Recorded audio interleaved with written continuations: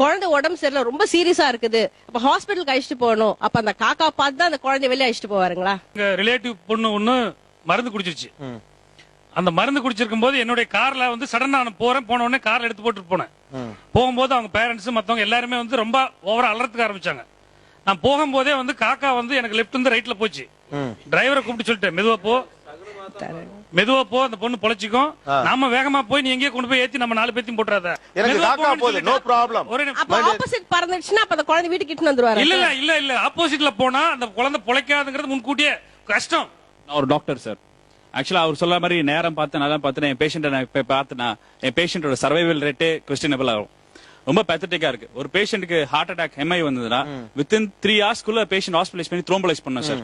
இங்க மாதிரி நல்ல நேரம் பார்த்துட்டு 3 ஹவர்ஸ் தாண்டிட்டாங்கன்னா த்ரோம்பலைஸோட எஃபெக்டே போயிடும். என்னோட பர்சனல் எக்ஸ்பீரியன்ஸ் ஒன்று இருக்கு மேடம். ஐ டயக்னோஸ் ஒன் அப்பெண்டிசைட்டிஸ். சின்ன பையன் 17 பையன், இன்னும் நினைச்ச கூட வருத்தமா இருக்கு. வெரி க்ளோஸ் ஃப்ரெண்டோட பையன். ஆக்சுவலா 17 வயசு அவனுக்கு. டியூஸ்டே அப்பெண்டிக்ஸ் டயக்னோஸ் பண்ணி எனக்கு ஆபரேஷன் தியேட்டர் ரெடி பண்ண அன்னைக்கு நைட். அவங்க வீட்டுல இதே மாதிரி ஜாதகம் பார்த்துட்டு டியூஸ்டே நல்ல நாள்ல வெனஸ்டே பண்ணான்னு சொன்னாங்க. அன்னைக்கு நைட் அந்த பையன் அப்பெண்டிக்ஸ் ரப்சர் இறந்து போனான். உங்க ஜாதகம் அந்த பையனோட வாழ்க்கையை விளையாடிடுச்சு மேடம். அந்த பாழாப்பன குடும்பம் அந்த ஜோதிக டைம் நம்பி டியூஸ்டே நைட் ஏன் அப்பெண்டிக்ஸ் ரப்சர் அண்ட் டெத். அந்த வாழ்க்கைக்கு நீங்க என்ன மேடம் சொல்ல, கல் அல்லது நீங்க சொல்ற இந்த நேரம் எதுக்காவது ஒரு எவிடன்ஸ் பேஸ்ட் புரோட்டோகால் இருக்கான்னு கேட்டா இல்லை, முட்டை. இதுதான் அடிப்படையான உண்மை சார். எது உண்மை எது போய் வேறுபடுத்த தெரியணும். நீங்க பாத்தீங்கன்னா சிம்பிளா சொல்றேன், உங்க ஜோதிட மையம் வந்து பூமியை மையப்படுத்திய கருத்து. ஃபர்ஸ்ட் ஜியோ சென்ட்ரிக் தியரி, அதுவே தப்பு. சோலார் சிஸ்டம் பாத்தீங்கன்னா 3rd ஸ்டாண்டர்ட் பையன் சொல்லுவான், sun is centre, earth revolves. நீங்க சொல்ற நவ கிரகங்கள் சொல்றீங்களே, அதாவது யுரேனஸ், நெப்டியூன், ப்ளூட்டோ கிடையாது சார். ஏன்னா 19th செஞ்சுரிக்கு அப்புறம் தான் டிஸ்கவர் பண்ணாங்க. இதுக்கு முன்னாடி டிஸ்கவர் பண்ணது ரெண்டாவது போய். மூணாவது போய் சூரியன் வந்து நீங்க கிரகம் சொல்றீங்க, அது நட்சத்திரம். 4வது போய் நிலா வந்து துணைக்கோள், அதுவும் கிரகம் கிடையாது. இது 5வது போய். பிறந்த நேரம் சொல்றேன் சார். பிறந்த நேரம் as a டாக்டர் நான் சொல்றேன், ஒரு தாய்க்கு பிரசவ வலி வந்ததுக்கு அப்புறம் 10 ஸ்டேஜஸ் ஆஃப் லேபர் தாண்டி தான் குழந்தை வந்து வெளியே வரும். அப்ப குழந்தை வெளியே வரும்போது தலை சுத்தி பாப்பா வெளியே எடுப்போம், தொப்புள் காலை கட் பண்ணுவோம், தொடைப்போம், டோக்கன் கட்டுவோம், அம்மாக்கு தாய்ப்பால் குடி தான் பார்ப்போம். ஒரு கவர்மெண்ட் ஹாஸ்பிட்டல் கிட்டத்தட்ட ஒரு நாள் நைட்டுக்கு மட்டும் 17 டெலிவரிஸ் நடக்கும். இந்த 17 டெலிவரிஸ்க்கு திடீர்னு எமர்ஜென்சி சிசரியன் செக்ஷனுக்கு நான் தூக்கி போட்டு பாப்பா வெளியே எடுப்போம். அங்க உயிர் தான் போவோம். அப்புறம் நாங்க சாவகாசமா டீ சாப்பிட்டுட்டு வந்து அப்புறம் தான் நாங்க நேரத்தை எழுதுவோம் சார் குழந்தைக்கு. அந்த நேரத்துக்கு கொண்டு போய் நீங்க ஜாதகம் கணிக்கிறீங்களா? 2வது படி. அப்புறம் லோக்கல் டைம் இருக்கு, இன்டர்நேஷனல் டைம் இருக்கு. லோக்கல் டைம்னா நம்ம கல்கட்டால ஒரு டைம், மெட்ராஸ்ல ஒரு டைம்.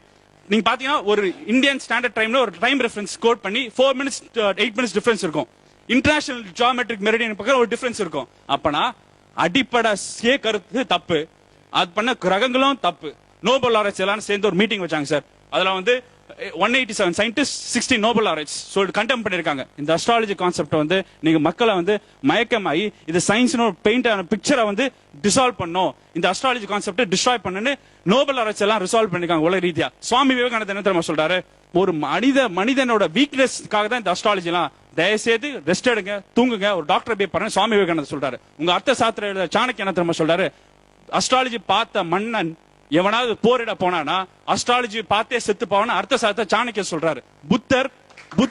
புத்தர் என்ன பண்றா, சாங்கு சடங்கு நேரம் நட்சத்திரம் பார்த்து உன் வாழ்க்கை நடத்தினா உன் வாழ்க்கை மேம்படாது, அழிந்து போன்னு புத்தர் சொல்றாரு. ஏன் சார் புத்தர், சாணக்கியர், சுவாமி விவேகானந்தர் தெளிவா சொல்லும் போது இன்னும் ஜோதிட பார்த்து அழிக்கின்ற சமுதாயம் முன்னேறாது சார். மெய்ப்பொருள் காண்பது அறிவு, நுண்பொருள் காண்பது அறிவு, செம்பொருள் காண்பது அறிவு. நாங்க அறிவை தான் முன்னே நிறுத்தி பண்றோம் சார். அதாவது ஒண்ணு மட்டும் எனக்கு தெரியுது, நீயா நானாக்கு வர்ற யாரும் சும்மா நச்சுக்கெல்லாம் வர்றதில்லை.